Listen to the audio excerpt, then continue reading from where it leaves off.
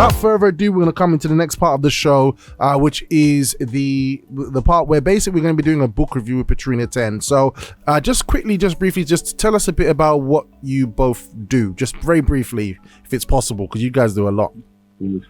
Well, we run a wellness practice, home wellness practice, and we help people who actually suffering from various illnesses to actually come and see us, and we can guide them to heal their bodies naturally. Okay, fantastic. Absolutely amazing. All right. And so, and there's a whole medley of other things. Those are Breakfast Show faithfuls. They know that you guys have a lot under your belt in terms of, you know, business, in terms of wellness and all kinds of wonderful things like that. All right. And we've got your picture on the screen to the side of me here. Like I feel like a weatherman now. Yep. There we go. This lovely couple. And today we're going to be looking with Petrina. We're going to be looking at the success side, and we're going to be continuing with our book review. Isn't that right? Yes, that's right. Yeah. And what are we going? And just remind us the book that we're going to be looking at today. The book is called The Secrets of the Rainmaker by a lady by the name of Chin-Ling Chu. Okay. And we've shared various secrets from this book. Okay, fantastic. And what kind of things did we touch on previously? Previously, we touched on things like how we can actually achieve more by doing less. Okay, yep. And also, everybody would love that. Everybody loves the sound of that. Achieve more by doing less. Guys, there is a way. We have to be wise. Yes. And we talk about things like not over learning and not having time to actually implement what you've learned. So we can all, keep going to courses, seminars, and attending Zooms after Zooms these days, and not actually implementing, making the time to actually implement. Yeah, it's true. It should be gradual, isn't it? It's like we learn something, we practice, then we come again, we learn some more, we practice, so we grow properly, right? That's right. And the other thing we touched about is making peace with time. So all of us have some sort of history where we've maybe failed or done something we shouldn't have. We need to make peace with that and keep moving on, rather than keep going back and regretting what's happened in the past. Yeah, that's really painful. That's really painful. So there you go. Look, we've already got some nuggets there for you to think about, good champions. And this is touching on the subjects we touched on before. All right. So is that bringing us up to today? Yes. And the last thing which we touched on last week was how we actually react. Not being the actor, but rather being the director of our lives. So it's how we react to situations. We need I remember that. Keep calm and also have a think about what we should be doing or what we should be saying before we react to the particular situation that happens to us. Absolutely. And one of the things I remember you said was that sometimes you don't have to give a response straight away. When the situation gets heated, sometimes better to pause and say, look, you know what? Let me come back to you. That's right. And that applies also to text messages or emails. A lot of times we are wanting to just respond immediately, or the person who's actually sent the email or text or has called us would like us to actually respond immediately. That doesn't necessarily have to be the case, especially if it's a tricky situation. Absolutely. We need to give some time to actually think about it before we reply. Absolutely. Because it's, I mean, not to just dwell too much on it, but it's just so, you feel that you must respond straight away. I think sometimes, even as a Christian, sometimes how Jesus would just respond in a situation. Yes. But there's some situations where something was happening and Jesus took a moment to write in the sand. Yes. And then from there, he's like, he dropped an example to everybody, So yeah, absolutely right. Absolutely. Okay, so what we're going to be touching on today, Power Lady? Okay, today, amazingly, we're talking about the 21 days fast. Yes. We're actually talking about how we can actually get connected more to our spirit, the spiritual side of ourselves. Okay. Wow, strong. All right, take us to the promised land. Yeah, it's actually great timing as well. So it says each day you discover something new about yourself. You're not the same person today as you were yesterday. Although your friends think they know you, you realize they don't have a clue about what is happening within you. I think a lot of people can relate. Yes. The greatest pain is growing pains. The greatest joy is also joys of growth. Wow. So this is really true because, every moment we actually, progressing. And nobody really knows us. We don't even know ourselves in that fact because, every situation is different. It's true. And we need to realize that as well. Yeah, and just to add to that, because this has been echoed as well in the love school. In the love school, one of the things that's been taught is that, communication is so important because the person that is by your side today is not going to be the same person in 10 years. They keep evolving information wherever, and we need to adjust and adapt to make sure we're on the same page. And we understand that the person next to us is always going to keep developing and changing. So I can see that. I can see what you mean. Yeah, go ahead. That's right. So, and then it also talks about how we need to gain the power of self-knowledge. So what it says is every day or every moment, you can actually acquire new skills without direct schooling. These are skills, for example, like writing, painting, or developing a new perspective and a deep insight into your specific profession or field of endeavor.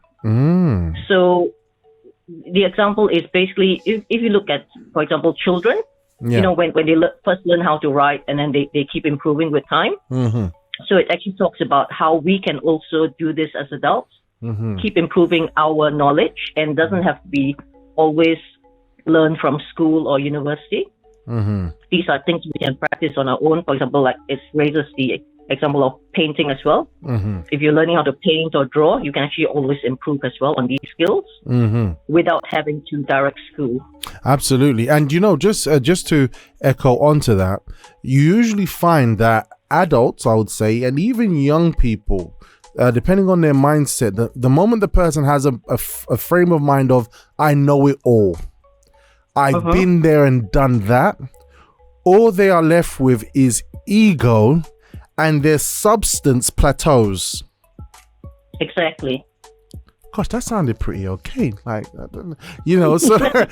I actually, I don't know where it's come from, but isn't it? The person that has, I know everything already, all that they're left with is their ego and their substance. What they have to add plateaus, and that's all they're left with, So we have to have a mind like a child, that way, and to keep learning and knowing that we can do things better and that there's more to learn. Wow, strong things. Yeah, and I personally found as well, sometimes it's like when you read a book or if you've attended a course, often it's good to actually reread that book or also re-attend the course, because there are things, it's similar like when you're watching a movie for the first time. It's a great movie, however, you may not pick up everything that you see. That's true. And that's the same when you read a book or attend a course as well. Oftentimes when you attend it a second time or read a book a second time or watch the movie a second time, you pick up things that you've not actually picked up when you watched it the first time. That's true. So there's always things to learn and things to improve as well. Yeah. And how that works is because our brain, it's designed to actually sort of just give us enough to actually enable us to cope with information. So a lot of the information that's being shared with us for the first time, sometimes our brain actually blocks it out so that we can actually absorb what we can absorb. And that's why it's actually good to actually revisit the course or the the movie or the book a second time or third time. That is so true. It's so true. Like, this is even like reading the Bible. Sometimes you can go back to the same verse so many times and something new will always be revealed to you.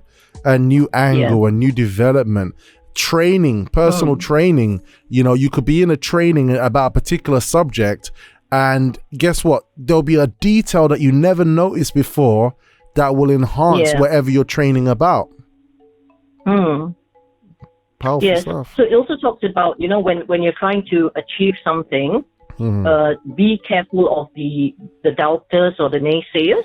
Yep. And it gives an example. If in 1950, the Nobel Prize laureate Mother Teresa, who most of us would have heard of, Mother Teresa, had asked a business consultant for help in starting her non-profit charitable work in India, the consultant would have told her to forget it. However, she followed her intuition, and her good work has spread to over 137 countries. Wow. So that's a great example. Wow. Intuition. Sometimes when you get an idea, intuition, follow your intuition as well. Yeah, because we had a guest yesterday who spoke about this, and I think some of our listeners, or many of our listeners who are listening today, everybody here has something inside of themselves that they say, you know what, I need to do, but they're probably afraid to vocalize it because there will be naysayers, or they're afraid to vocalize it because the naysayer might even be in their own head. Right, exactly. and this could be the challenge. Each of us have these negative voices in our heads as well, from time to time. But like the example you're given, Mother Teresa, she just kind of like snubbed that and says, you know, I'm gonna go about it anyway, and the way still got made. It still happened. You know, and so could be the situation with our listener. You know, you're probably wondering how it's gonna happen, but just get started with step one. And be careful of those naysayers in your head or externally. Wow. Yes. I'm dropping the bars now. Go for it. Now, this paragraph, I really love it because I think it probably will resonate with a lot of us, especially the past year. It talks about redesigning your life, a time of trial and tribulation. This is a serious reorganization period in your life. So, you know, right now we are, you know, going through the lockdown and all sorts of things the last year. So you can probably resonate to this. You may lose your job and have health problems, family problems, or problems with your relationships. Through the grace of your own desire to improve, God has answered you. You are on a correction course and beginning to design and redesign your life. This is a time of trial and tribulation, a time of career change and much instability. It looks as if your life is falling apart. In fact, it is only in the process of being redirected and reorganized for the better. Wow. The unproductive old way has to be torched to make room for the new. In time, all will be well. Wow. Isn't that powerful? Absolutely. And so applicable to most of us today. Can you repeat that again, please? Just repeat that again. This got to be recorded. All right. Okay. All right. Go ahead. Can you repeat that again, please? Yeah. So the paragraph of redesigning your life, a time of trial and tribulation. This is a serious reorganization period in your life. You may lose your job and have health problems, family problems, or problems with your relationships. Through the grace of your own desire to improve, God has answered you. You are on a correction course and beginning to design and redesign your life. This is a time of trial and tribulation, a time of career change and much instability. It looks as if your life is falling apart. In fact, it is only in the process of being redirected and reorganized for the better. The unproductive old way has to be torched to make room for the new. In time, all will be well. Ooh. Torch the old way to make room for the new. Yeah, the unproductive old way has to be torched to make room for the new. Can you do me a favor? That reminds me. Yeah. Yes, Ronald, yes. That reminds me of the bushfires in Australia. Yes. Okay. So you have these huge eucalyptus trees that could be as high as 80 feet tall. Eucalyptus trees. Eucalyptus trees. I love eucalyptus trees. Yeah, it's beautiful. Yeah, and so they've got these massive limbs, you know, and could be as high as 80 feet tall, and they contain a lot of oil inside the trunk. That's right. Yeah, and a lot of oil inside the leaves. Right, that's why the bushfires are so lethal, because when fire starts, it sets the leaves on fire. Yes. And it can be so explosive, the trunk will explode. Wow. The trunk of the tree will explode, right? And it will send oil to the next tree and the next tree and the next tree. Yeah. So, and often you'll see, like, after a serious bushfire, you'll see the whole ground is like torched, right? And it's black, right? And you can see the trees look like they're dead. But within about 2 or 3 months, when spring arrives, you see new shoots come out. Wow. You see new shoots come out. And the new shoots are actually stronger than the original tree. Wow. Yeah? But it had to go to that torching and the bushfires for it to bring in new growth. Absolutely. You see? Wow. And it's painful. It's painful for the farmer and for the people that are watching the tree burn. It's painful, but at the end of the day, if you know what's going to happen, you look forward to the growth, the new shoots. Absolutely. And the tree will thicken up and will also lengthen in height. Wow. After bushfire. You see that? Interesting, isn't it? Yeah, I mean, it completely echoes. Everything all connects together, and our listeners can understand that. And what's interesting as well is Rafa just says, in time all will be well. Absolutely. And here's what's interesting here about what Petrina shared in relation to what you just explained. The grace will be given grace by desire to improve. So it's like if the person wants to sit in a rut and just be there, so it shall be.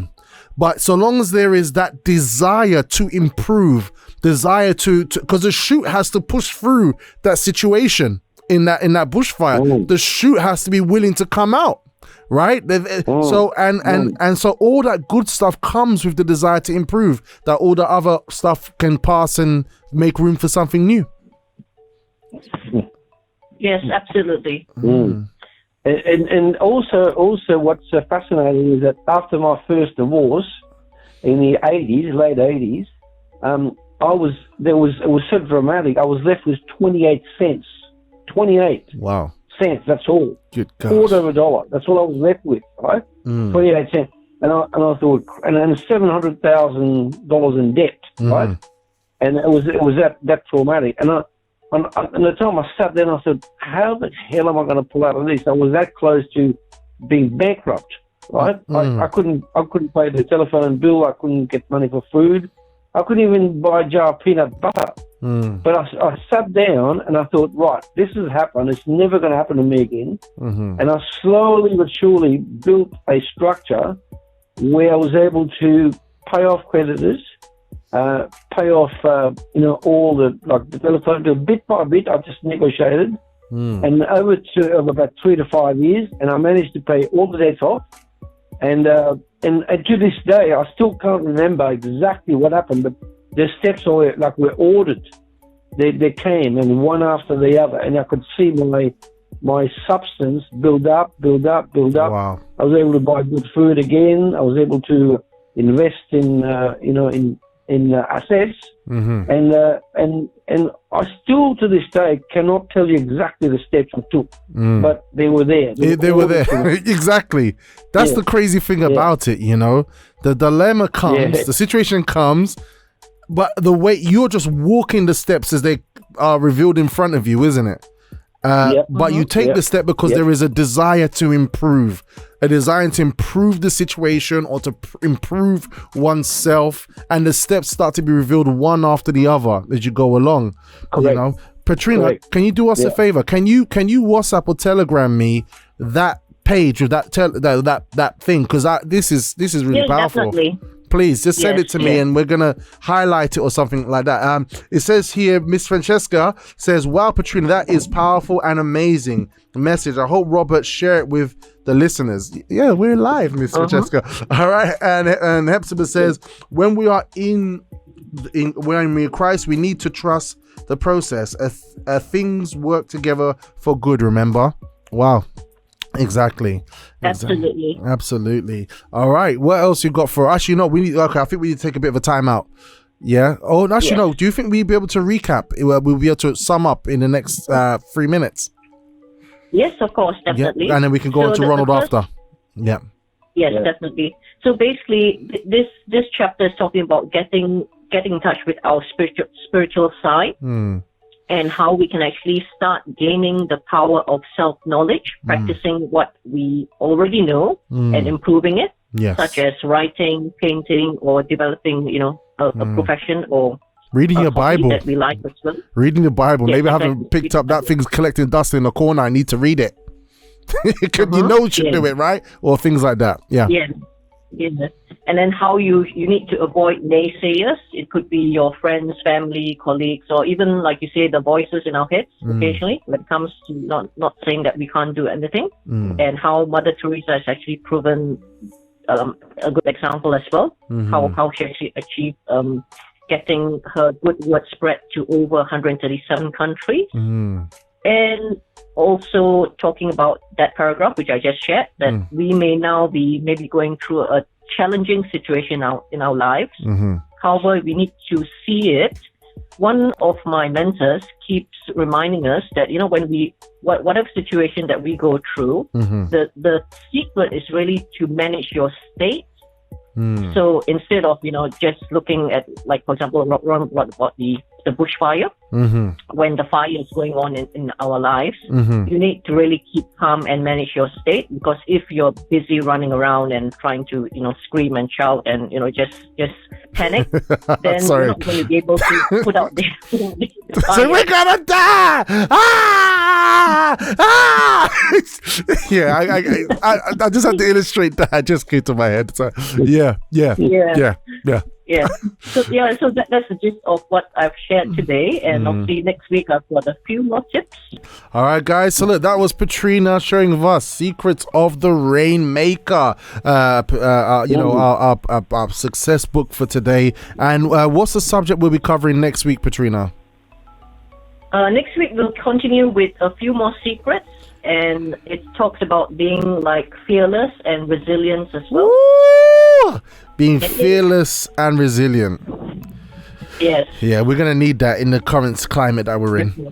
Absolutely. So we're looking forward to that.